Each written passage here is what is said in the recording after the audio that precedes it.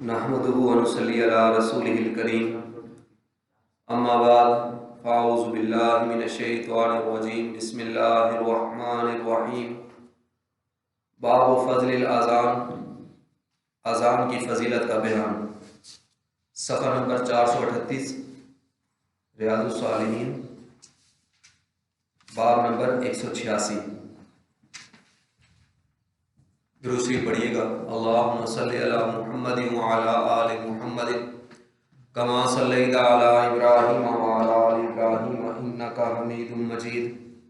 अल्लाहुम्मा बारिक अला मुहम्मदिन व अला आलि मुहम्मदिन कमा बारकता अला इब्राहीम व अला आलि इब्राहीम इन्नका हमीदुम मजीद। आमीन या रब्बल आलमीन। अन अबी हुरैरा रज़ियल्लाहु अन्हु अन्ना रसूलुल्लाह सल्लल्लाहु अलैहि वसल्लम क़ाल लौ यअलमुन नास मा फ़िन निदाइ वस्सफ़िल अव्वल।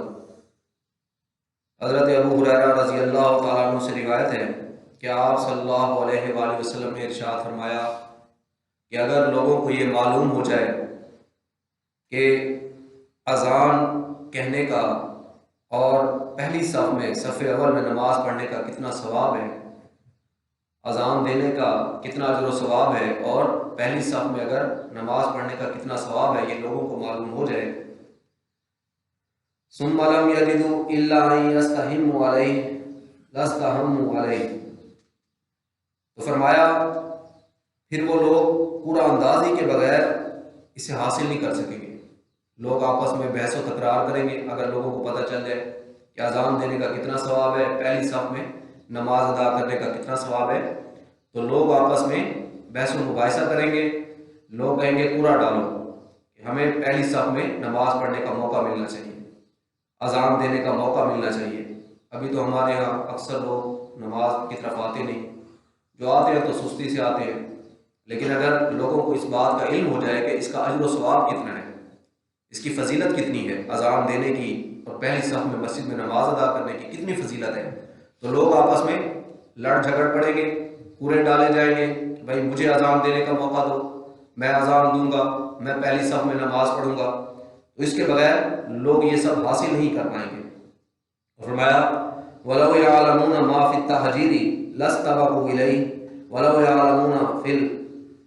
आतमती वस्सुबही लातूहुमा वलौ हव्वा। मुत्तफ़क़ुन अलैहि।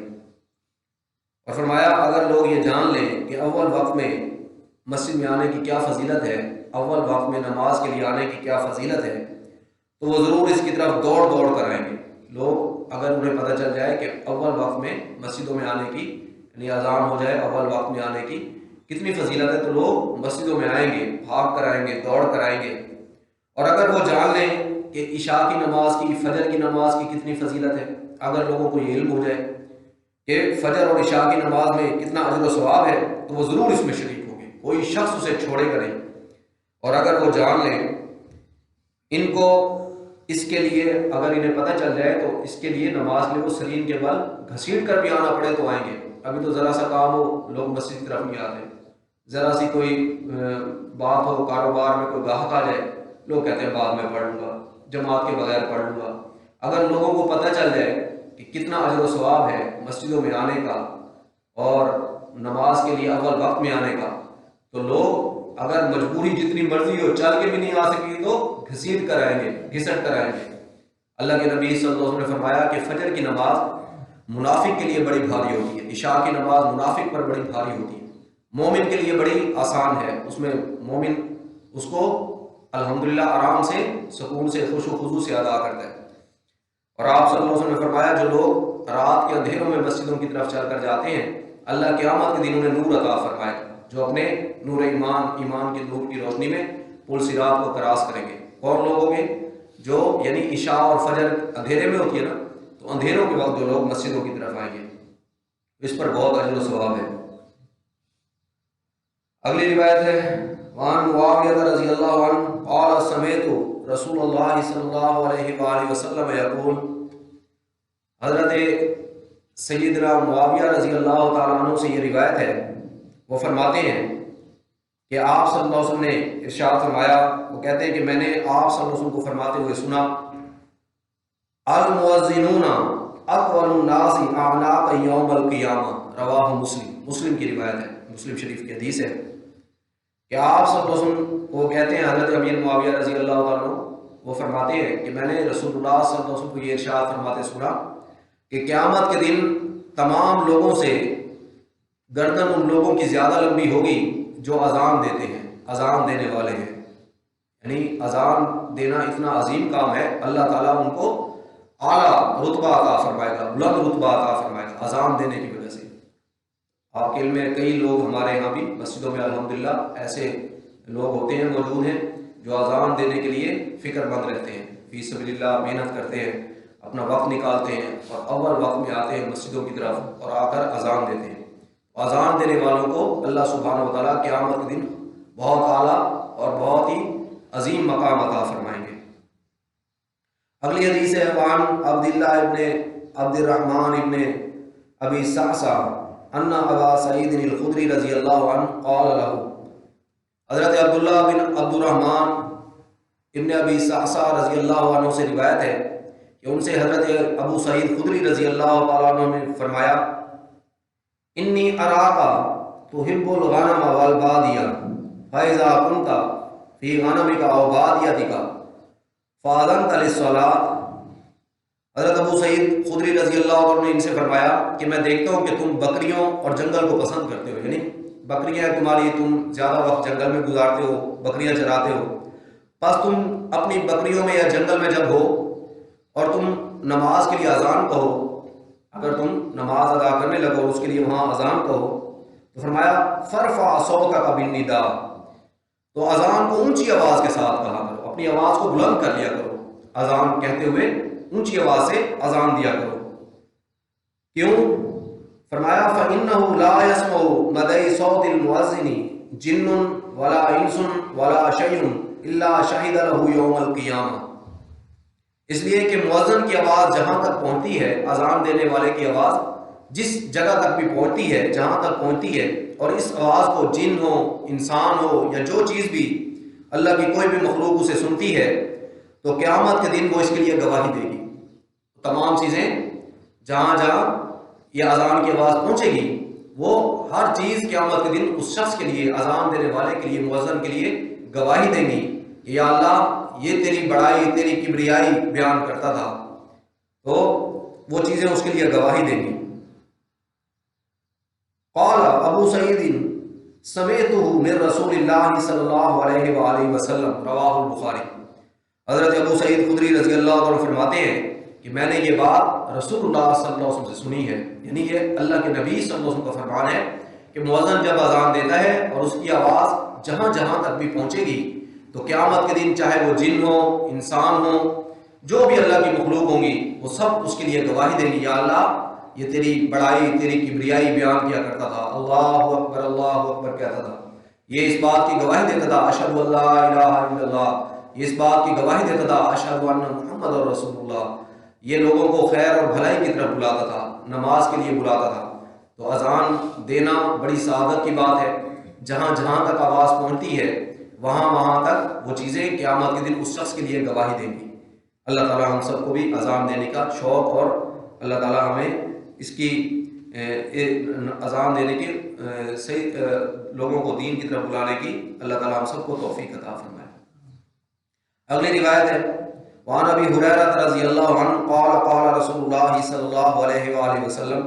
اذا نودی بالصلاۃ ادبر الشیطان۔ حضرت ابو ہریرہ رضی اللہ عنہ سے روایت ہے کہ آپ صلی اللہ علیہ وسلم نے ارشاد فرمایا، جب نماز کے لیے اذان دی جاتی ہے تو شیطان پیٹھ پھیر کر بھاگتا ہے، شیطان وہاں سے بھاگ جاتا ہے جہاں اذان دی جا رہی ہو، وہ ہوا خارج کرتا جاتا ہے تاکہ اذان کی آواز کو نہ سنے، پھر جب اذان پوری ہو جاتی ہے تو وہ واپس آ جاتا ہے، شیطان لوٹ آتا ہے اس جگہ، یہاں تک کہ تکبیر کہی جاتی ہے تو پیٹھ پھیر کر چلا جاتا ہے، جب تکبیر کہی جاتی ہے نماز کے لیے تب بھی شیطان بھاگ جاتا ہے، پھر جب تکبیر پوری ہو چکی ہوتی ہے تو پھر وہ واپس آ جاتا ہے، حتیٰ کہ آدمی اور اس کے درمیان وسوسے ڈالتا ہے، انسانوں کے دلوں میں وسوسے ڈالتا ہے، کہتا ہے کہ فلاں چیز یاد کر، فلاں چیز کو یاد کر، یعنی وہ چیزیں جو اس سے پہلے اسے یاد نہ تھی وہ اسے یاد آنے لگتی ہیں، یعنی شیطان کی طرف سے یہ سب ہوتا ہے، جو وسوسے آتے ہیں، برے خیالات آتے ہیں، کبھی نماز کی حالت میں بھی انسان کو وہ باتیں یاد آ رہی ہوتی جو اسے پہلے یاد نہیں ہوتی، تو یہ شیطان وسوسے ڈال کر اس کو اللہ کی یاد سے غافل کرنا چاہتا ہے، اس کی نماز کو ضائع کرنا چاہتا ہے،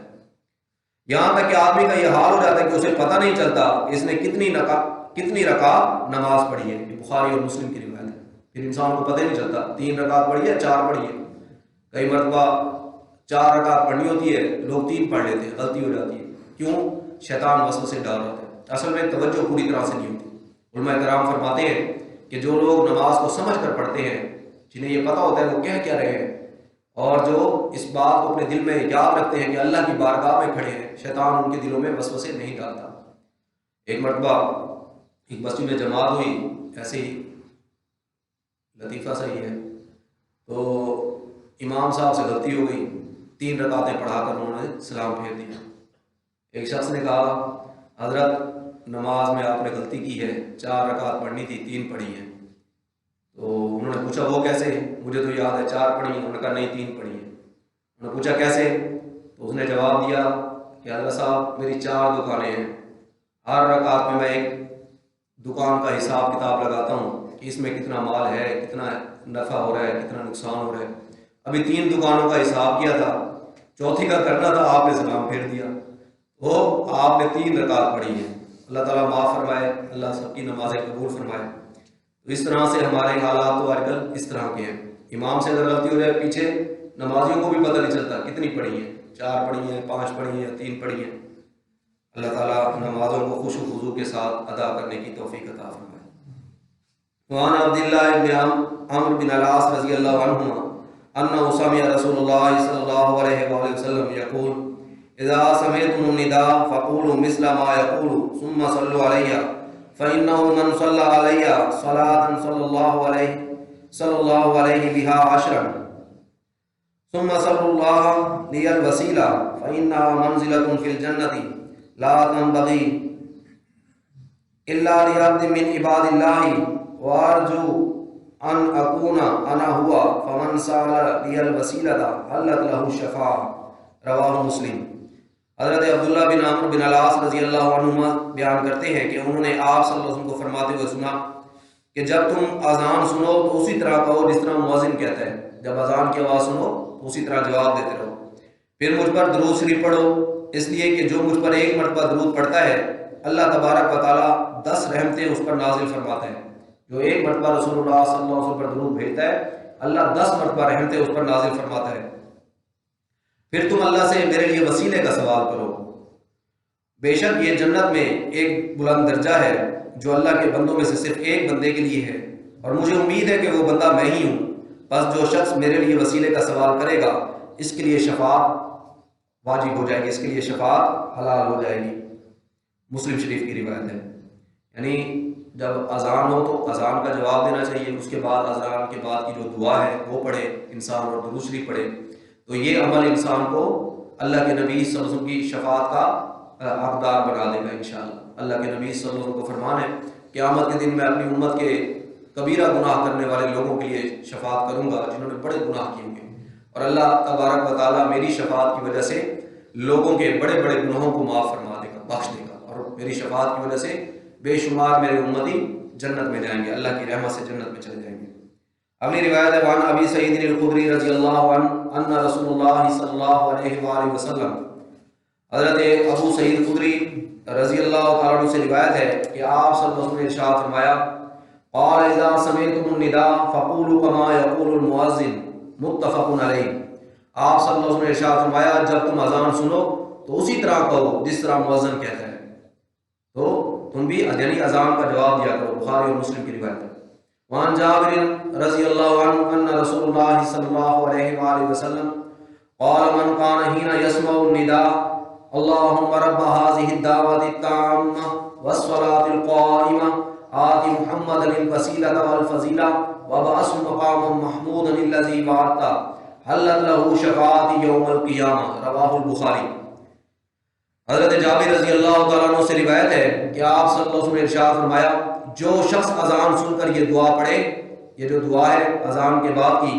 اے اللہ اس کامل دعوت اور قائم ہونے والی نماز کے مالک محمد صلی اللہ علیہ وآلہ وسلم کو وسیلہ اور فضیلت عطا فرما، اور انہیں اس مقام محمود پر فائز فرما جس کا تو نے ان سے وعدہ کیا ہے۔ تو اللہ کے نبی صلی اللہ علیہ وسلم فرماتے ہیں تو قیامت کے دن میری شفاعت اس کے لیے واجب ہو گئی۔ جو نماز کے بعد کی دعا پڑھے گا، جو اذان کے بعد کی دعا پڑھا کرے گا، تو اللہ کے نبی صلی اللہ علیہ وسلم قیامت کے دن اس کے لیے شفاعت کریں گے۔ جو شخص چاہتا ہو بھائی قیامت کے دن اللہ کے نبی صلی اللہ علیہ وآلہ وسلم اس کے لیے شفاعت کرے، تو اسے اذان کے بعد دعا پڑھنی چاہیے، درود شریف پڑھنا چاہیے اذان کے بعد۔ وعن سید ابن ابی وقاص رضی اللہ عنہ عن النبی صلی اللہ علیہ وآلہ وسلم انه قال من قال حين يسمع المؤذن اشهد ان لا اله الا الله وحده لا شريك له وان محمدا عبده ورسوله رضيت بالله ربا وبمحمد رسولا وبالاسلام دينا غفر له ذنبه رواه مسلم۔ حضرت سعد بن ابی وقاص رضی اللہ عنہ سے روایت ہے کہ نبی اکرم صلی اللہ علیہ وسلم نے ارشاد فرمایا، جس شخص نے اذان سن کر کہا اشہد ان لا الہ الا اللہ وحدہ لا شریک لہ وان محمدا عبدہ ورسولہ رضیت باللہ ربا وبمحمد رسولا وبالاسلام دینا، جس شخص نے یہ کلمات پڑھے کہ میں گواہی دیتا ہوں اللہ کے سوا کوئی معبود نہیں، وہ اکیلا ہے، اس کا کوئی شریک نہیں، اور یہ کہ محمد صلی اللہ علیہ وسلم اللہ کے بندے اور اس کے رسول ہیں، اور میں اللہ کے رب ہونے پر، محمد صلی اللہ علیہ وسلم کے رسول ہونے پر اور اسلام کے دین ہونے پر راضی ہوں۔ جو شخص یہ کلمات پڑھے گا تو فرمایا غفر لہ ذنبہ، اللہ تبارک و تعالیٰ اس کے گناہوں کو معاف فرما دیتے ہیں، تو اس کے گناہ معاف کر دیے جاتے ہیں، اللہ تعالیٰ اس کے گناہوں کو بخش دیتے ہیں۔ یہ جو دعا ہے، یہ جو مسنون ذکر ہے، رضیت باللہ ربا وبالاسلام وبمحمد رسولا وبالاسلام دینا، تو یہ صبح شام کے اذکار میں بھی 3 مرتبہ پڑھ لینا چاہیے۔ اللہ کے نبی صلی اللہ علیہ وسلم کا فرمان ہے، جو یہ کلمات پڑھتا ہے تو قیامت کے دن اللہ بھی اس سے راضی ہو جائے گا، اور اللہ اس کو راضی کرے گا، اللہ اس شخص کو راضی کر دے گا جو یہ کلمات پڑھتا ہے۔ اگلی روایت ہے وعن انس رضی اللہ عنہ قال قال رسول اللہ صلی اللہ علیہ وآلہ وسلم الدعاء لا يرد بین الاذان والاقامۃ رواہ ابو داؤد والترمذی وقال حدیث حسن۔ حضرت انس رضی اللہ تعالیٰ عنہ سے روایت ہے کہ آپ صلی اللہ علیہ وسلم نے ارشاد فرمایا، بڑی اہم حدیث، بڑی پیاری بات، ارشاد فرمایا اذان اور تکبیر کے درمیان کی گئی دعا رد نہیں کی جاتی۔ اذان جب ہوتی ہے اور جماعت اس کے بعد جماعت کھڑی ہوتی ہے، اس کے لیے تکبیر کہی جاتی ہے، اس کے دوران جو وقت ہوتا ہے، تقریباً جو ہم اذان 15 منٹ پہلے دے دیتے ہیں، تو سنت ادا کرنے کا جو وقت ہوتا ہے، اگر کسی نماز سے پہلے سنتیں پڑھنی ہے، نوافل پڑھنی ہے تو پڑھ لے انسان، اور اگر بیٹھ کر دعا مانگتا ہے اللہ سے دعا مانگتا ہے تو اللہ سبحانہ و تعالیٰ ان دعاؤں کو قبول فرماتا ہے جو اذان اور تکبیر کے درمیان دی جاتی ہے۔ جی، اذان کی دعا سے علاوہ بندہ ہاتھ اٹھا کے